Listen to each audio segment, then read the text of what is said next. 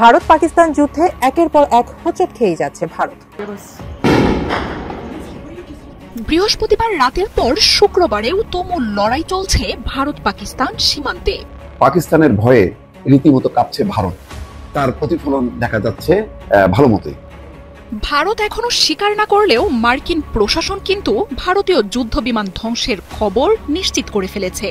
যুদ্ধটা ভেবেছিলাম খুব বড় দূর যাবে না বা খুব বেশি দূর যাবে না, কিন্তু এখন মনে হচ্ছে যুদ্ধটা বিস্তৃত হবে। আসসালামু আলাইকুম দর্শক, নতুন একটা নিউজে আপনাকে স্বাগতম। প্রিয় দর্শক, ভারত পাকিস্তান যুদ্ধের সর্বশেষ আপডেট এবং ডক্টর ইউনূসের মাস্টার স্ট্রোকে নাকানি চুবানি খাওয়ার ঘটনা ও প্রেক্ষাপট নিয়ে করা আমাদের আজকের ভিডিওটি অত্যন্ত গুরুত্বপূর্ণ। ভিডিওটি শুরু থেকে শেষ পর্যন্ত ধৈর্য সহকারে দেখে একটি লাইক দিয়ে সবাইকে শেয়ার করে দিন। আমাদের চ্যানেলে নতুন হলে চ্যানেলটি সাবস্ক্রাইব করে পাশে থাকা বেল আইকনে ক্লিক করে রাখুন। আমাদের ভিডিওটি আপনি বাংলাদেশের কোন জেলায় বসে দেখছেন বা শুনছেন সেটি অবশ্যই কমেন্ট বক্সে কমেন্ট করে জানিয়ে দিতে ভুলবেন না। ভারত পাকিস্তান যুদ্ধে একের পর এক হোঁচট খেয়ে যাচ্ছে ভারত। পেহেলগামের সন্ত্রাসী হামলার প্রতিশোধ নিতে গিয়ে ভারতকে হারাতে হয় নিজেদের বহরের সবচেয়ে অত্যাধুনিক যুদ্ধ বিমান ফ্রান্সের তৈরি রাফাল। এমন ক্ষতির মুখে পড়ে আবারও ইসরায়েলের তৈরি ড্রোন দিয়ে হামলা চালায় নয়াদিল্লি। কিন্তু পরিণতি ঠিক একই। তাহলে কি পশ্চিমা বিশ্বের সব প্রযুক্তি অকেজো পাকিস্তানে? বিস্তারিত ইশতিয়াক হোসেনের প্রতিবেদনে। ভারত পাকিস্তান সীমান্তে চলমান উত্তেজনার মধ্যে ইসরায়েলি ও ফরাসি প্রযুক্তির উপর ভর করে চালানো ভারতের হামলা মুখ থুবড়ে পড়েছে পাকিস্তানি প্রতিরোধের সামনে। পাকিস্তানের আন্তঃবাহিনী জনসংযোগ পরিদপ্তর ISPR দাবি করেছে ভারতীয় সেনাবাহিনী ইসরায়েলি হ্যারপ ড্রোন দিয়ে নতুন করে হামলা চালিয়েছে, যা মোটেও সফল হয়নি, বরং 25টি ড্রোনই গুলি করে ভূপাতিত করা হয়েছে। হামলার ব্যর্থতা নিয়ে এরই মধ্যে প্রশ্ন উঠেছে বহুমূল্য পশ্চিমা প্রযুক্তির কার্যকারিতা নিয়ে। ফ্রান্স থেকে আমদানি করা ভারতের অত্যাধুনিক রাফাল যুদ্ধবিমান এবং ইসরায়েলি হ্যারপ ড্রোনের মতো অস্ত্রগুলো পাকিস্তানি প্রতিরক্ষার সামনে দাঁড়াতে পারেনি কেন? ভারত 2016 সালে 36টি রাফাল যুদ্ধবিমান কিনেছিল ফ্রান্স থেকে, যার প্রতিটির আনুমানিক বাজার মূল্য প্রায় 200 মিলিয়ন মার্কিন ডলার, যা বাংলাদেশি মুদ্রায় প্রায় 1650 কোটি টাকা। অন্যদিকে একটি ইসরায়েলি হ্যারপ ড্রোনের দাম প্রায় 1.5 মিলিয়ন মার্কিন ডলার। আর সব মিলিয়ে পাকিস্তান সেনাবাহিনী 25টি ড্রোন ধ্বংস করায় শুধু এই ড্রোন হামলাতেই ভারতের সম্ভাব্য ক্ষয়ক্ষতির পরিমাণ প্রায় 300 কোটি টাকা ছাড়িয়েছে। পাকিস্তান ISPR আরো জানিয়েছে সফট কিল জ্যামিং প্রযুক্তি এবং হার্ড কিল, যা মিসাইল বা অস্ত্র দ্বারা ধ্বংস পদ্ধতির সমন্বয়ে ভারতের সব ড্রোন ধ্বংস করা হয়। ড্রোনের ধ্বংসাবশেষ উদ্ধার করা হয়েছে করাচি, লাহোর ও রাওয়ালপিন্ডির নিকটবর্তী এলাকাগুলো থেকে। 6 থেকে 7 মে ভারতের হামলায় 5টি পাকিস্তানি স্থাপনা ক্ষতিগ্রস্ত হলেও পরবর্তীতে চালানো ভারতীয় ড্রোন হামলা ছিল সম্পূর্ণ ব্যর্থ। ISPR মুখপাত্র মেজর জেনারেল আহমেদ শরীফ চৌধুরী হুঁশিয়ারি দিয়ে জানিয়েছেন ভারতের এই নগ্ন আগ্রাসনের মূল্য তাদের পরিশোধ করতে হবে। তিনি গর্বের সাথে আরো জানান পাকিস্তানের প্রতিরক্ষা ব্যবস্থা ভারতের পশ্চিমা প্রযুক্তির নির্ভরতাকে চূর্ণ করেছে। এদিকে মিডল ইস্ট আইয়ের একটি প্রতিবেদন থেকে জানা যায় ভারতের হ্যারপ ড্রোনগুলো সরবরাহ করেছে আদানি গ্রুপ, যারা ইসরায়েলের এলবিট সিস্টেমের সাথে যৌথভাবে এগুলো তৈরি করে থাকে। এই ড্রোনগুলো মূলত কামিকাজি স্টাইলে আক্রমণ করে, যেখানে ড্রোন নিজেই বিস্ফোরিত হয়ে টার্গেট ধ্বংস করে থাকে। সামরিক বিশ্লেষকরা বর্তমান পরিস্থিতি বিবেচনা করে বলছেন প্রযুক্তির বেশি দাম বা কোন দেশের প্রযুক্তি তা নয়, বরং বাস্তব যুদ্ধে কার্যকারিতাই সবচেয়ে বেশি গুরুত্বপূর্ণ। ভারতের এত সব ব্যয়বহুল ও প্রশংসিত প্রযুক্তিও পাকিস্তানের কাছে ধরাশায়ী হওয়াই প্রমাণ করে পশ্চিমা প্রযুক্তির ব্যর্থতা। বৃহস্পতিবার রাতের পর শুক্রবারেও তুমুল লড়াই চলছে ভারত পাকিস্তান সীমান্তে। ভারতীয় গণমাধ্যমগুলো বলছে নিয়ন্ত্রণ রেখায় শোনা যাচ্ছে মুহুর্মুহু বিস্ফোরণের শব্দ। জম্মু কাশ্মীরের পুঞ্চ ও রাজৌরি সেক্টরে পাকিস্তান হামলা চালাচ্ছে বলে দাবি করছে NDTV, আনন্দবাজারের মতো গণমাধ্যমগুলো। এমনকি সীমান্তে পাকিস্তান অনুপ্রবেশের চেষ্টা চালাচ্ছে বলেও জানিয়েছে গণমাধ্যমগুলো। আন্তর্জাতিক গণমাধ্যমগুলো বলছে দুই দেশের পাল্টাপাল্টি ড্রোন হামলাও চলছে। সেই প্রেক্ষিতে জোরালো সতর্কতা জারি হয়েছে ভারত জুড়ে।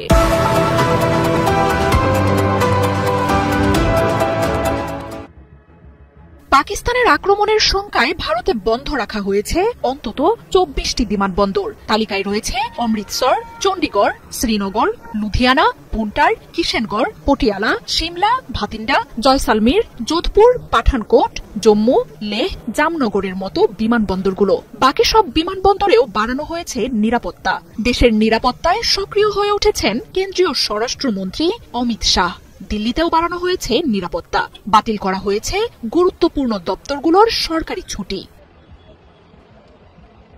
বৃহস্পতিবার রাতে পাকিস্তানের ক্ষেপণাস্ত্র ও ড্রোনের একের পর এক বিস্ফোরণের কথা জানায় ভারত। সেনা ঘাঁটি লক্ষ্য করে চালানো এসব হামলা ঠেকিয়ে দেওয়ারও দাবি করে দেশটি। তবে রাতভর হামলার পর শুক্রবার ভোর থেকেই দুই বাহিনীর তীব্র লড়াই চলছে সীমান্ত রেখায়। উড়িতেও হয়েছে হামলা।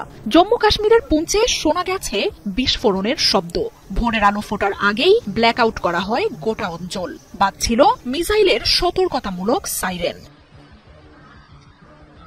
হামলার পরই পাকিস্তান থেকে ভারত সীমান্তে অনুপ্রবেশের চেষ্টা হয় বলেও জানাচ্ছে ভারতীয় গণমাধ্যমগুলো। বৃহস্পতিবার রাত 11টা নাগাদ জম্মু ও কাশ্মীরের সাম্বা জেলার আন্তর্জাতিক সীমান্তে বড় ধরনের অনুপ্রবেশের চেষ্টা করা হলেও ভারতীয় সীমান্তরক্ষী বাহিনী তা ব্যর্থ করার বার্তা দিয়েছে। সংঘাতময় এমন পরিস্থিতিতে থমথমে পরিস্থিতি ভারত জুড়ে। বড় সংঘাতের শঙ্কায় সতর্কতামূলক একের পর এক ব্যবস্থা জারি করেছে নরেন্দ্র মোদীর সরকার। রাজস্থানের সীমান্ত সংলগ্ন গ্রামগুলোতে ঘুরে ঘুরে সতর্ক করছে পুলিশ। সীমান্ত সংলগ্ন জয়সালমীর বারমেরেও টহলের পাশাপাশি নাগরিকদের সতর্ক করছেন তারা। পাঞ্জাবে আগামী 3 দিন বন্ধ থাকবে সমস্ত সরকারি বেসরকারি স্কুল কলেজ। এর আগে বৃহস্পতিবার রাতে পাকিস্তান থেকে হামলা চালানোর কথা জানায় ভারত। দেশটির সামরিক স্থাপনাকে লক্ষ্য করে পাকিস্তানি ড্রোন ও ক্ষেপণাস্ত্র হামলার কথা জানায় সরকার। তবে হামলার কথা আনুষ্ঠানিকভাবে স্বীকার করেনি পাকিস্তান। বিকেল তখন 4:30। ঢাকার আকাশে ঝুলে থাকা গাঢ় মেঘে সূর্য ডুবে যাওয়ার আগুনে রং ছড়িয়ে দিচ্ছে। রাজধানীর তেজগাঁওয়ের সামরিক কনফারেন্স রুমে তখনও আলো জ্বলছে। বাইরে টহলরত সেনা সদস্যদের ছায়া ধীরে ধীরে দীর্ঘ হচ্ছে, আর ভেতরে থমথমে ঘর জুড়ে ভেসে বেড়াচ্ছে একটি বাক্য, যদি আমরা আসিয়ানে ঢুকি ইতিহাস একটিবারের জন্য থমকে দাঁড়াবে। কথাটা বলছেন অন্তর্বর্তী সরকারের শীর্ষ কৌশল প্রণেতা, একজন অভিজ্ঞ ও নীরব কূটনীতিক, যিনি এর আগে জাতিসংঘ মিশনের নেতৃত্ব দিয়েছেন, আবার শান্তির নামে সংঘাতের মধ্যেও বুঝে শুনে অবস্থান নিয়েছেন। পাশে বসে পররাষ্ট্র মন্ত্রণালয়ের গুরুত্বপূর্ণ ডিপ্লোমেট, মুখ গম্ভীর, চোখের সামনে খোলা নোটবুকে বড় অক্ষরে লেখা আসিয়ান মিশন ফাইনাল। এই একটি সিদ্ধান্ত বাংলাদেশকে কেবল দক্ষিণ এশিয়ার প্রান্ত থেকে সরিয়ে নিয়ে যেতে পারে একটি নতুন ভূ রাজনৈতিক কেন্দ্রে। সেই সম্ভাবনার প্রতিটি ঢেউ এখন কূটনৈতিক অঙ্গনে আলোড়ন তুলেছে। প্রশ্ন উঠছে, বাংলাদেশ কি আসলে আসিয়ান সদস্য হবার জন্য প্রস্তুত? একসময় বাংলাদেশকে বিশ্ব মানচিত্রে দেখা হতো একটি অর্থনৈতিক ব্যর্থতার দেশ হিসেবে, কিন্তু বিগত 1 দশকে দেশটি তৈরি পোশাক শিল্প, কৃষি, প্রযুক্তি এবং স্থানীয় শিল্প খাতে অবিশ্বাস্য অগ্রগতি ঘটিয়ে পৃথিবীর অন্যতম দ্রুত বর্ধনশীল অর্থনীতির রোল মডেল হয়ে উঠেছে। বাংলাদেশের বার্ষিক জিডিপি প্রবৃদ্ধি 6% উপরে, যা দক্ষিণ পূর্ব এশিয়ার বেশিরভাগ দেশের চেয়ে এগিয়ে। রপ্তানি আয়, বৈদেশিক রিজার্ভ, মাথাপিছু আয় সবকিছুতেই দৃশ্যমান উন্নয়নের রেখাচিত্র। এই আর্থিক ক্ষমতা ও কৌশলগত অবস্থানের পটভূমিতে আসিয়ান, এশিয়ার অন্যতম প্রভাবশালী বাণিজ্যিক ও রাজনৈতিক জোট, বাংলাদেশের সামনে খুলে দিয়েছে এক সুবিশাল সম্ভাবনার দরজা। আসিয়ান জোটের 10টি সদস্য দেশের সম্মিলিত জিডিপি বিশ্বের প্রায় 9% অর্থনীতিকে প্রতিনিধিত্ব করে। জনসংখ্যা 650 মিলিয়ন, বাণিজ্যের বিশাল সুযোগ, প্রযুক্তি ও পরিকাঠামোর উৎকর্ষতা সব মিলিয়ে এটি দক্ষিণ পূর্ব এশিয়ার একটি অঘোষিত মিনি ইউরোপ। কিন্তু অবাক করার মতো তথ্য হল, বাংলাদেশের বৈশ্বিক বাণিজ্যের মাত্র 10% হয় আসিয়ান দেশের সঙ্গে, যেখানে ইউরোপের সঙ্গে বাণিজ্য 31%, অন্য এশীয় দেশগুলোর সঙ্গে 42%। এই অমিলই প্রমাণ করে সম্ভাবনার একটি বিশাল অঞ্চল আজও বাংলাদেশের জন্য অব্যবহৃত। আসিয়ানে যোগ দিলে বাংলাদেশ যে শুধু বাজার পাবে তা নয়, রপ্তানির নতুন গতি, রিজার্ভে স্থিতিশীলতা আর বৈদেশিক বিনিয়োগের পথ প্রশস্ত হবে। বর্তমানে দক্ষিণ পূর্ব এশিয়ার বহু দেশে প্রায় 20 লাখ বাংলাদেশি শ্রমিক কাজ করছেন। সদস্যপদ নিশ্চিত হলে তারা পাবে অধিক সুরক্ষা, অধিকার ও বৈধতার নিশ্চয়তা। বাংলাদেশের বিশাল তরুণ শিক্ষিত জনগোষ্ঠী আসিয়ানভুক্ত দেশগুলোর শিল্প ও প্রযুক্তি সেক্টরে কাজের সুযোগ পাবে, ফলে জ্ঞান ও প্রযুক্তির স্থানান্তরে আসবে বিপ্লব। এই চুক্তি বাস্তবায়িত হলে বাংলাদেশের অভ্যন্তরীণ প্রযুক্তি খাতেও আসবে আন্তর্জাতিক সমন্বয়, যা তাকে একটি ডিজিটাল ট্রান্সফরমেশন সেন্টার বানাতে পারে। বাংলাদেশের কৌশলগত সম্পদ হিসেবে এখন চট্টগ্রাম ও মোংলা বন্দর এবং নির্মাণাধীন কক্সবাজার গভীর সমুদ্র বন্দর হয়ে উঠছে দক্ষিণ পূর্ব এশিয়ার দেশগুলোর জন্য একটি স্বপ্নের প্রবেশপথ। এই বন্দরগুলো চীন, থাইল্যান্ড, মালয়েশিয়া এমনকি ইন্দোনেশিয়ার জন্য খুলে দেবে ভারত মহাসাগরে সরাসরি পণ্যবাহী নৌপথের গেটওয়ে। এতে আঞ্চলিক বাণিজ্য ও পরিবহনে বাংলাদেশের ভূমিকাও বদলে যাবে তৃতীয় পক্ষ থেকে মূল চালক। এই বন্দর কূটনীতি ইতিমধ্যে ভারতের জন্য অস্বস্তির কারণ হয়ে দাঁড়িয়েছে। নয়াদিল্লি এ নিয়ে উদ্বেগ প্রকাশ করেছে একাধিকবার, কিন্তু ঢাকা এখন আর চুপ করে থাকছে না। সরকারের কৌশল প্রণেতা যিনি এখন পুরো প্রক্রিয়ার তদারক করছেন, তার নেতৃত্বে একটি নির্ভুল এবং নিরবচারে পরিকল্পনা বাস্তবায়ন হচ্ছে। তিনি নিজে সাংবাদিকদের সামনে আসেন না, কিন্তু জাতীয় নিরাপত্তা কাউন্সিলের রুদ্ধদ্বার বৈঠকে এখন তার কথাই শেষ কথা। নেপাল, শ্রীলঙ্কা, মালদ্বীপ এই দেশগুলো ভারতের একছত্র আধিপত্যে ক্লান্ত হয়ে বিকল্প পথ খুঁজছে। সেক্ষেত্রে বাংলাদেশ তাদের কাছে হয়ে উঠছে আঞ্চলিক সেতু বন্ধনের এক সম্ভাব্য আশ্রয়। চীন ইতোমধ্যে ঢাকাকে চীন মায়ানমার বাংলাদেশ অর্থনৈতিক করিডোরে সম্পৃক্ত করার প্রস্তাব দিয়েছে। পররাষ্ট্রমন্ত্রী পর্যায়ে আলোচনাও হয়েছে। আসিয়ান সদস্যপদ পেলে এই করিডোর বাস্তবায়নেও হবে সময়ের ব্যাপার। আসিয়ানের পরবর্তী যে কোনো শীর্ষ সম্মেলনে বাংলাদেশকে অবজারভার থেকে সরিয়ে ফুল মেম্বার হিসেবে ঘোষণা করা হতে পারে, এমনটাই জানিয়েছেন অভ্যন্তরীণ কূটনৈতিক সূত্র। কিন্তু এখানেই শেষ নয়। ভারতের মিডিয়া বলছে বাংলাদেশে অতি সক্রিয় চীনপন্থী ব্লকের মাধ্যমে আসিয়ান অন্তর্ভুক্তিকে ব্যবহার করা হতে পারে ভারতের বিরুদ্ধে কৌশলগত চাপে পরিণত করতে। অন্যদিকে পশ্চিমা বিশ্লেষকরা বলছেন বাংলাদেশের আসিয়ানে যোগদান দক্ষিণ ও দক্ষিণ পূর্ব এশিয়ার বিদ্যমান সাম্যতার ভারসাম্যকে নাটকীয়ভাবে পরিবর্তন করতে পারে।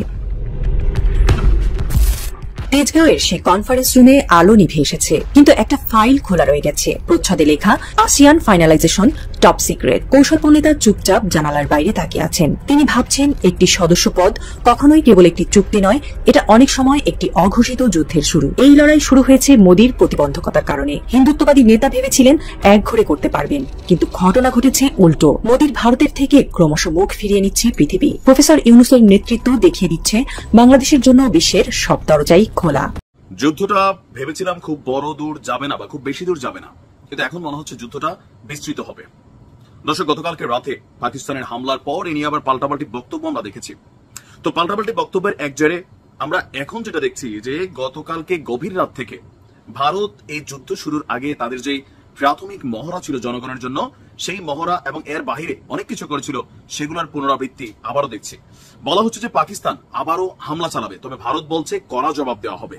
তবে পাকিস্তানের এই আসন্ন হামলাকে কেন্দ্র করে এবার উঠে পড়ে লেগেছে নিজ দেশের জনগণ এবং ভূমিকে সুরক্ষিত করতে বেশ কিছু প্রজেক্ট হাতে নিয়েছে ভারত। ইতিমধ্যে চিহ্নিত যে রাজ্যগুলোতে ইতিমধ্যে হামলা হয়েছে বা হামলার শঙ্কা আছে বা পাকিস্তান এখানে টার্গেট করবে, এমন বেশ কয়েকটি রাজ্যকে চিহ্নিত করে সেখানে আকাশ প্রতিরক্ষা সিস্টেম রাশিয়ার তৈরি S-400 এই আকাশ প্রতিরক্ষা সিস্টেম অ্যাক্টিভ করা হয়েছে।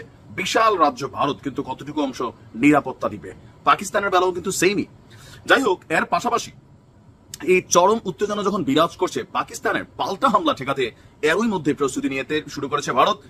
সীমান্তবর্তী রাজ্য রাজস্থান এবং পাঞ্জাবে সর্বোচ্চ সতর্কতা আজকে জারি করা হয়েছে। গতকালকের ঘটনার পর দুই রাজ্যে সকল পুলিশ সদস্যদের ছুটি বাতিল করা হয়েছে এবং যে কোনো ধরনের জনসমাবেশেও নিষেধাজ্ঞা দেওয়া হয়েছে। কারণ এই দুই দেশের মধ্যে বাংলাদেশও আছে যে মিসাইল আসছে, আমরা সাবধান হবো বদলে আমরা যে দেখবো মিসাইলটা কেমন, ভাঙ্গারি দোকানে নিয়ে কত টাকা কেজি বিক্রি করা যায়, মিসাইলের নাট বল্টু কোথায় নেওয়া যায়, এই আছে কিন্তু দুই দেশের মধ্যে।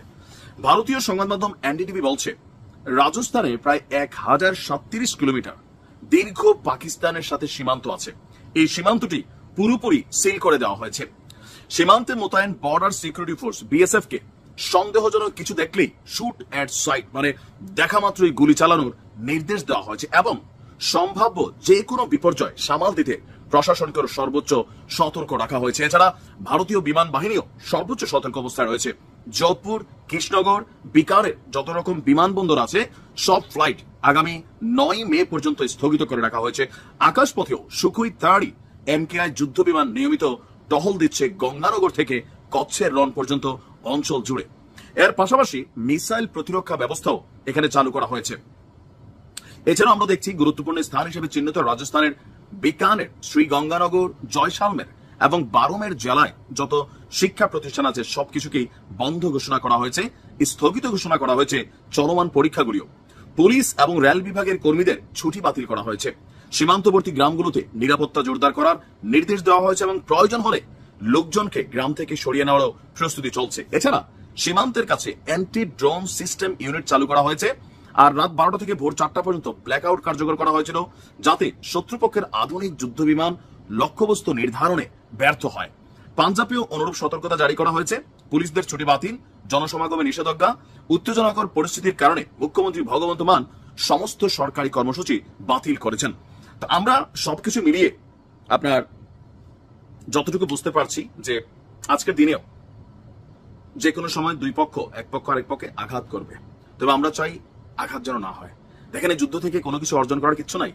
ভারতের অনেকে লাফাচ্ছেন, ইয়েস ইয়েস ইয়েস, আরে ভাই হাগার জায়গা পাবেন না 3 দিন পরে। বুঝতে হবে যে এইটা যুদ্ধটা আপনাদের ইকোনমির কতটুকু টাচ করবে। বলে পাকিস্তান, এদের ইকোনমি আগে থেকে অনেকটা খারাপ, আরো খারাপ হবে, লাভ কারোই হবে না। এদিকে আওয়ামী লীগ নিষিদ্ধের বিষয়ে যা জানালো সরকার। স্বৈরশাসন ও সন্ত্রাসী কার্যক্রমের অভিযোগে আওয়ামী লীগ নিষিদ্ধ করার যে দাবি বিভিন্ন রাজনৈতিক দল, সংগঠন ও জনগণের পক্ষ থেকে উঠেছে, সরকার তা গুরুত্বের সাথে বিবেচনা করছে। এ ব্যাপারে সরকার রাজনৈতিক দলগুলোর সাথে ইতিমধ্যে যোগাযোগ স্থাপন করেছে, তাদের সাথে আলোচনা করে দ্রুত সিদ্ধান্ত গ্রহণ করবে। শুক্রবার দুপুরে অন্তর্বর্তী সরকারের প্রধান উপদেষ্টার ফেসবুক পেজে প্রকাশিত এক বিবৃতিতে এসব কথা বলা হয়। এতে আরো বলা হয়, আওয়ামী লীগের নেতা ও সমর্থকদের সন্ত্রাসী কার্যক্রমের বিষয়ে জাতিসংঘের প্রতিবেদন সরকার বিবেচনায় রাখছে, সে পর্যন্ত সকলকে ধৈর্য ধারণ করার আহ্বান জানাচ্ছে। উল্লেখ্য যে ইতিমধ্যে সরকার জনদাবির প্রতি সম্মান জানিয়ে প্রচলিত আইনের অধীনে সন্ত্রাসী সংগঠন ছাত্রলীগকে নিষিদ্ধ করেছে। এছাড়া সরকারের পক্ষ থেকে মতামত বিরোধী অপরাধের সাথে জড়িত সংগঠনের বিরুদ্ধে ব্যবস্থা গ্রহণের জন্য আন্তর্জাতিক অপরাধ আদালত আইনের প্রয়োজনীয় সংশোধনী আনার উদ্যোগ নেওয়া হয়েছে। ফ্যাসিবাদী সরকারের সাবেক রাষ্ট্রপতি ও হত্যা মামলার আসামি আব্দুল হামিদের বিদেশ গমন সম্পর্কে জনমনে ক্ষোভ বিষয়ে সরকার অবগত। এ ঘটনার সাথে জড়িত সকলের বিরুদ্ধে উপযুক্ত আইনগত ব্যবস্থা নিতে সরকার বদ্ধপরিকর রয়েছে। প্রসঙ্গত বুধবার গভীর রাতে চুপিসারে আওয়ামী লীগের আমলের 2 বারের রাষ্ট্রপতি আব্দুল হামিদের দেশত্যাগের প্রেক্ষাপটে দলটির বিষয়ে ব্যবস্থা নেওয়ার দাবি জোরালো হয়েছে। জুলাই আগস্টে অংশ নেওয়া বিভিন্ন প্ল্যাটফর্ম এক্ষেত্রে সরকারের সদিচ্ছার বিষয়ে প্রশ্ন তোলে। বৃহস্পতিবার রাত থেকে আওয়ামী লীগ নিষিদ্ধ করার দাবি জানিয়ে প্রধান উপদেষ্টার বাসভবনের সামনে অবস্থান করছেন জাতীয় নাগরিক পার্টি এনসিপির নেতাকর্মীরা। শুক্রবার জুমার নামাজের পর সেখানেও সমাবেশ শুরু হয়েছে।